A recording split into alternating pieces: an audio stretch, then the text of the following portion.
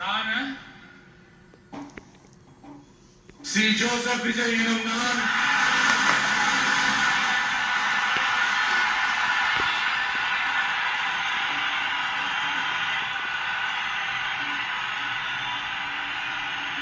சட்டப்படி அமைக்கப்பெற்ற இந்திய அரசியல் அமைப்பின்பால் உண்மையான நம்பிக்கையும் மாறா பற்றும் கொண்டிருப்பேன் என்றும்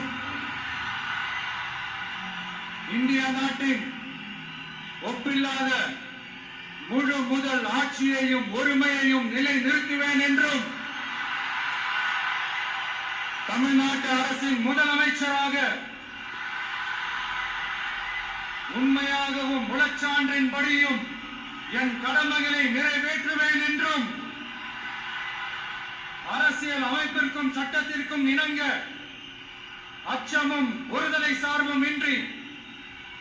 விருப்பு வெறுப்பை விலக்கி பலதரப்பட்ட மக்கள் அனைவருக்கும் நேர்மையானதை செய்வேன் என்றும் ஆண்டவன் மீது ஆணை